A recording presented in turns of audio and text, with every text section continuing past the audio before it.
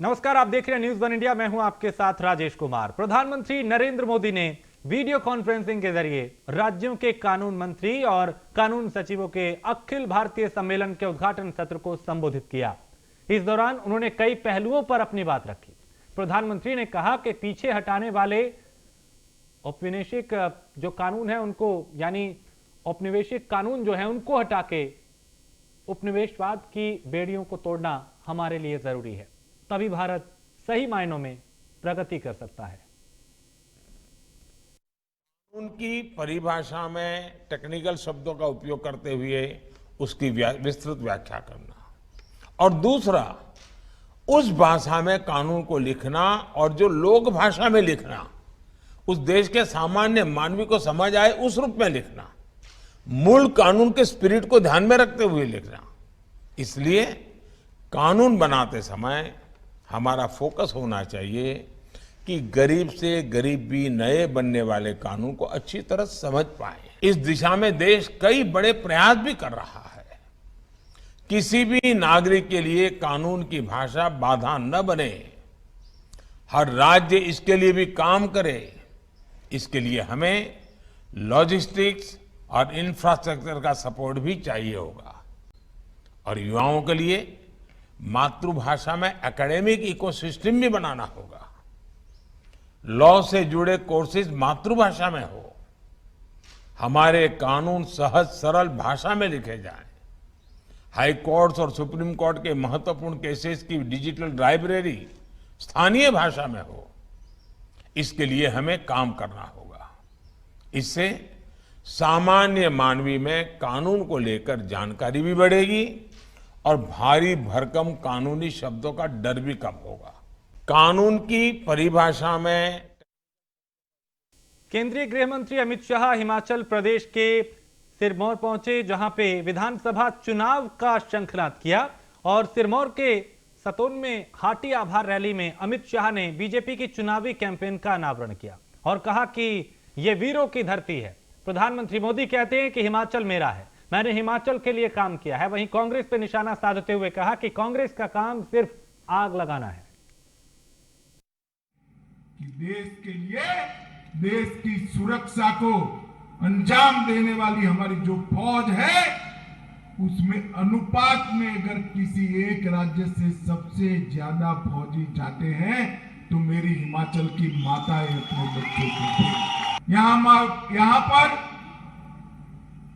मां चिंतनपूर्णी, मां ज्वालामुखी, मां चामुंडा, शीतला देवी, मां नयना देवी, ब्रजेश्वरी देवी, आशापुरा देवी, हिडम्बा देवी, बाबा बालकनाथ, अनेक प्रकार के देवी देवताओं का प्रत्यक्ष वास जहां पर है। मित्रों, सबसे पहले परमवीर चक्र देने का की श्री सोमनाथ शर्मा को देने का काम भी हमारे हिमाचल ने किया है।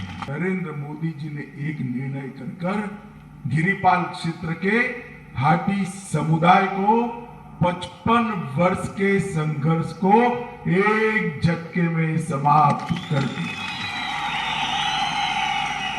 मोदी जी आपकी तकलीफ समझते हैं, क्योंकि सालों तक यह संगठन का काम किया है। वो हमेशा कहते हैं हिमाचल मेरा है, और बड़े भाव से, बड़े गर्व से कहते हैं हिमाचल मेरा है, क्योंकि हिमाचल वासियों से उनको लगा है। मित्रों, यहां पर 154 ग्राम पंचायतों में हमने जनजातीय क्षेत्र का दर्जा दिया है। 389 गांव और 1,60,000 लोग यहां पर लाभान्वित होने वाले हैं, और सिर्फ आप लोग नहीं, आपकी 25 पुश्तें भी इसका फायदा उठाने वाली हैं। तीनों प्रकार के आरक्षण, चाहे शिक्षा में हो, चाहे राजनीतिक हो, चाहे सरकारी नौकरियों का, ये तीनों आरक्षण हाटी समुदाय को अब मिलने वाले हैं। इस क्षेत्र के सारे अनुसूचित जाति के भाइयों बहनों को मैं कहने आया हूं कि कांग्रेस का काम झगड़ा लगाना है। आपका कोई अधिकार ना रिजर्वेशन का ना एट्रोसिटी का कोई कहीं नहीं जाने वाला। अनुसूचित जाति का जाएगा नहीं और हाटी वालों को मिलेगा। भाई दोनों तरफ विजय है या नहीं है बताओ भाई, है ना दोनों ओर? ये नरेंद्र मोदी की भारतीय जनता पार्टी की सरकार। कांग्रेस आग लगाने का काम करती है, मोदी जी विकास करने का काम करते हैं। मित्रों, कर्नाटक के बेलारी में राहुल गांधी का बयान। भारत जोड़ो यात्रा में राहुल गांधी ने कहा कि हम भाईचारे के लिए चल रहे हैं और युवाओं को रोजगार का झांसा दिया गया। बीजेपी और आरएसएस की विचारधारा नफरत की विचारधारा है। यात्रा में सब साथ चल रहे हैं और यात्रा में हिंसा और नफरत नहीं होगी। ये बड़ा बयान राहुल गांधी ने दिया। और कांग्रेस की भारत जोड़ो यात्रा को चूंकि कई दिन पूरे हो चुके हैं और कांग्रेस की भारत जोड़ो यात्रा के करीब 38 दिन पूरे हो चुके हैं और इसी क्रम में कांग्रेस की भारत जोड़ो यात्रा अब कर्नाटक पहुंच चुकी है, जहां बेलारी में कांग्रेस नेता राहुल गांधी ने जनसभा को संबोधित करते हुए उन्होंने अब तक की अपनी यात्रा का अनुभव साझा किया। साथ ही उन्होंने केंद्र सरकार पर गंभीर आरोप भी लगाए। राहुल की माने तो भारत में पिछले 45 साल में अभी सबसे ज्यादा बेरोजगारी है। बीजेपी पे निशाना साधते हुए कहा कि बीजेपी ने हर साल 2 करोड़ युवाओं को रोजगार देने का वादा किया था, लेकिन हालात ये हैं कि आज करोड़ों युवा बेरोजगार हैं।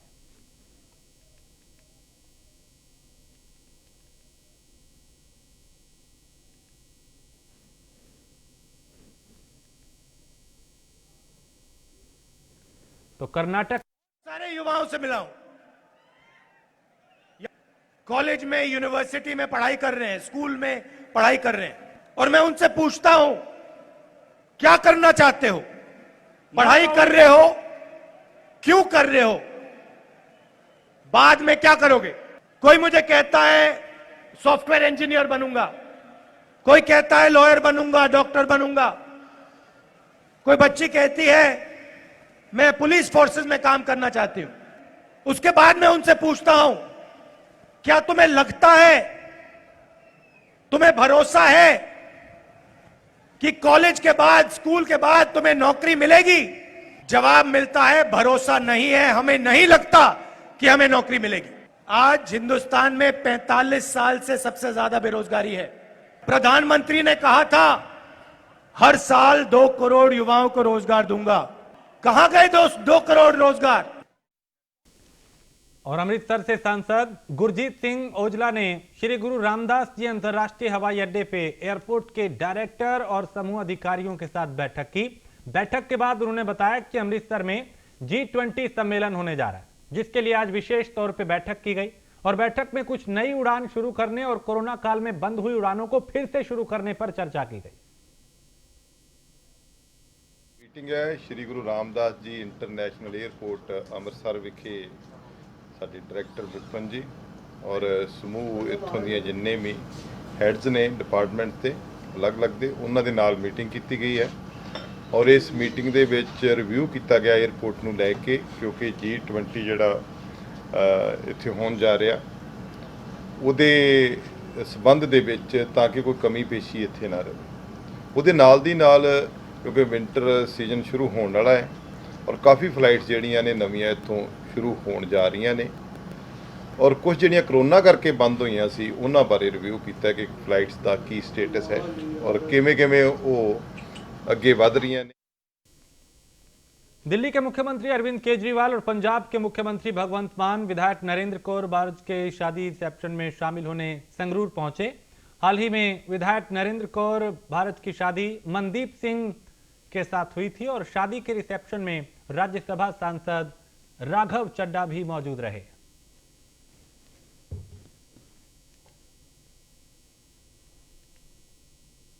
और पंजाब के कैबिनेट मंत्री लालचंद धान खरीद की समीक्षा करने गुरदासपुर की दाना मंडी पहुंचे, जहां उन्होंने धान की समीक्षा की और कहा कि किसानों को किसी तरह की परेशानी नहीं होनी चाहिए। साथ ही उन्होंने पंजाब सरकार की तरफ से किसानों के हित में किए जा रहे काम भी गिनवाए। इसके अलावा उन्होंने बॉर्डर पार से भेजी जा रही ड्रोन पर भी अपनी प्रतिक्रिया दी और कहा कि बीएसएफ के जवान पाकिस्तान की नापाक हरकतों को लगातार नाकाम कर रहे हैं। लगातार पंजाब ਦੇ ਅੰਦਰ ਜਿਹੜਾ ਪੈੜੀ ਦਾ ਸੀਜ਼ਨ ਹੈ ਉਹ ਪੀਕ ਤੇ ਜਾ ਰਿਹਾ।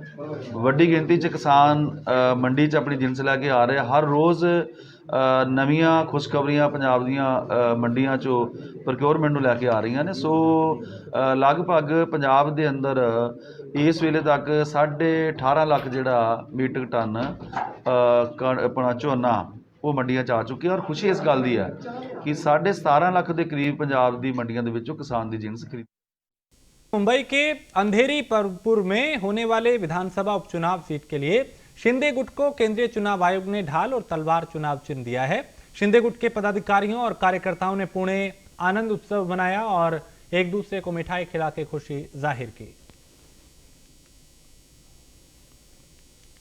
रायगढ़ के खालापुर तहसील स्थित ऑयल प्लांट में अब यहां पे अचानक आग लग गई और जिसके चलते कई लोग इसकी चपेट में भी आए। तुरंत घायलों को नजदीकी अस्पताल में भर्ती कराया गया।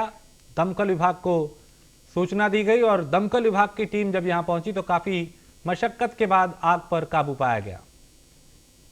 तो हादसे में 2 कर्मचारी घायल हुए जिनको तुरंत नजदीकी अस्पताल में भर्ती कराया गया। रायगढ़ में हादसा हुआ जहां ऑयल प्लांट में टैंकर खाली करते वक्त यह हादसा हुआ और इसकी चपेट में 2 लोग आए जिनको तुरंत नजदीकी अस्पताल में भर्ती कराया गया। ठाणे में ऑटो ड्राइवर ने एक कॉलेज की छात्रा के साथ छेड़छाड़ की है और जबरन ऑटो में बैठाने की कोशिश की है। लड़की ने विरोध किया तो चलते ऑटो में घसीटता ये नजर आया। पुलिस के मुताबिक 22 साल की लड़की कॉलेज की स्टूडेंट है और वो कॉलेज जा रही थी। इस दौरान रास्ते में खड़े ऑटो ड्राइवर ने उसके साथ आपत्तिजनक कमेंट उस पर किए। जब लड़की ऑटो वाले का विरोध किया लड़की ने तो उसने लड़की का हाथ पकड़ा और उसके साथ छेड़छाड़ करने लगा। यह पूरी घटना वहां लगे सीसीटीवी में कैद हुई है। कई मीटर तक लड़की को इसी तरीके से चलते ऑटो में घसीटता रहा।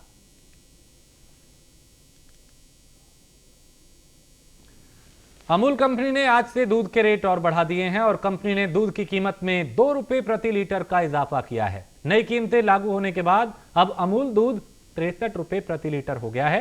इससे पहले अमूल ने 17 अगस्त को दूध के दाम बढ़ाए थे। वहीं 28 फरवरी को भी कंपनी ने 2 रुपए प्रति लीटर दाम बढ़ाए थे।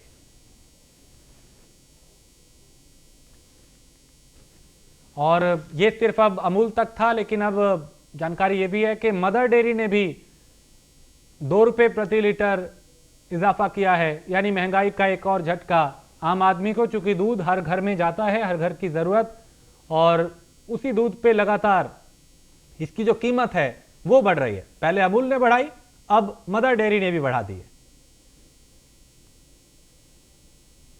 और दिल्ली पहुंचे यूपी के सहकारिता मंत्री जेपीएस राठौर ने न्यूज वन इंडिया के साथ खास बातचीत की जिसमें उन्होंने मदरसों के सर्वे पे चर्चा की। क्या कुछ कहा, उन्हें सुनते हैं। बातचीत करने के लिए उत्तर प्रदेश सरकार में मंत्री जेपीएस राठौर जी है। सर, कई अवैध मदरसे सैकड़ों की संख्या में है पाए गए हैं, सर्वे कराया था सरकार ने, किस तरीके से देखते हैं? ऐसा कि भारत में स्थापित कानून के द्वारा जो भी शैक्षणिक संस्थाएं चल रही हैं उनको चलाते रहने देना चाहिए और सरकार द्वारा, चाहे प्रदेश की सरकार हो, केंद्र की सरकार हो, उसमें जो भी सहयोग उसका करेगा। लेकिन अगर किसी भी संस्था ने मान्यता नहीं ली है और अवैध तरीके से चला है तो उसके खिलाफ कानूनी जो कार्रवाई हो सकती है, विधिसम्मत, न्यायसंगत, वो कार्रवाई भी होनी चाहिए। सर, आखिरी सवाल है, असदुद्दीन ओवैसी के पार्टी के एक नेता, उन्होंने एक विवादित बयान दे दिया है, कहीं ना कहीं हिंदू लोगों की ओर इशारा करते हुए, किस तरीके से देखते हैं? उन्होंने कहा है कि मुसलमान 2 ही शादी करते हैं लेकिन हिंदू लोग तो 3-3 कर लेते हैं, पता भी नहीं चलता। अब वो ऐसे ओछे बयानों पे मुझे टिप्पणी करना मुझे नहीं लगता उचित है। वो इस तरीके से अनर्गल बयानबाजी उनके लोग करते रहते हैं और मुझे लगता है कि समाज के लिए अच्छा नहीं है और इस प्रकार के बयानों को नज़रअंदाज करना चाहिए और मीडिया को भी इनको ना सोशल मीडिया को दिखाना चलाना भी नहीं चाहिए, खत्म कर देना चाहिए वहीं इसको। तो ये थे हमारे साथ उत्तर प्रदेश सरकार में मंत्री जेपीएस राठौर जी, जिनका साफ तौर पे कहना है कि निश्चित तौर पे जो अवैध मदरसे हैं उसकी जांच हुई है और सर्वे हुआ है। वीडियो जर्नलिस्ट राम त्रिपाठी के साथ पीयूष तिवारी, नई दिल्ली। और बिहार के मुख्यमंत्री नीतीश कुमार ने समस्तीपुर में बड़ा ऐलान किया है। उन्होंने बीजेपी पे हमला बोलते हुए कहा कि अब जीवन में कभी भी बीजेपी के साथ नहीं जाएंगे। उन्होंने बिना नाम लिए प्रधानमंत्री मोदी और गृह मंत्री अमित शाह पे निशाना साधते हुए कहा कि अब अटल आडवाणी की बीजेपी नहीं है। इस दौरान सीएम नीतीश ने पिछली बार महागठबंधन टूटने का कारण भी बताया। तो आजकल जो लोग हैं वो किसी का सुनते हैं, आज किसी से बात करते हैं, आज किसी राज्य का विकास करते हैं। आज इनके पहले वाले जो लोग थे वो लोग कितना काम करते थे आपको हमने बता दिया। अटल जी, आडवाणी जी, जोशी जी, ये सब काम करते थे। इनके असली नेता वही थे।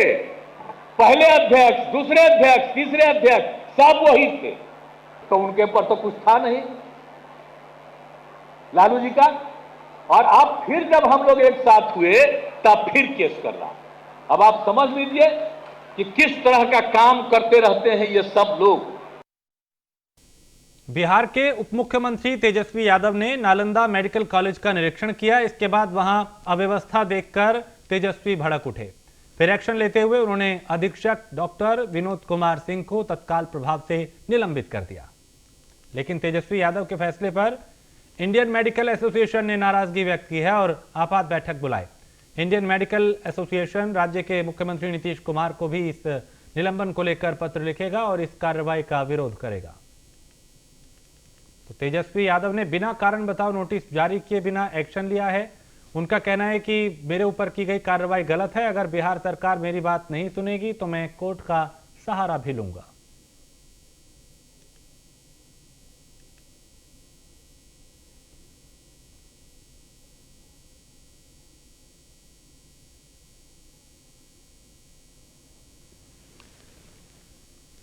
और अब खबर खेल के मैदान से है, जहां भारतीय क्रिकेट महिला टीम ने इतिहास रचा है। एशिया कप में श्रीलंका को हरा के सीरीज अपने नाम कर ली है और शानदार जीत हासिल की है भारतीय महिला टीम ने। तो श्रीलंका को हरा के इतिहास रचा है और फाइनल में श्रीलंका को 8 विकेट से हराया है। 7वीं बार इस खिताब पे भारतीय टीम का कब्जा हुआ। श्रीलंका को 8 विकेट से हराया गया। श्रीलंका को हराने के साथ ही भारतीय महिला टीम ने एशिया कप के इतिहास में 7वीं बार खिताब जीता है। श्रीलंका ने 9 विकेट गंवा के सिर्फ 65 रन बनाए, जिसके जवाब में भारतीय टीम ने 2 विकेट के नुकसान पे ही इस लक्ष्य को आसानी से हासिल कर लिया।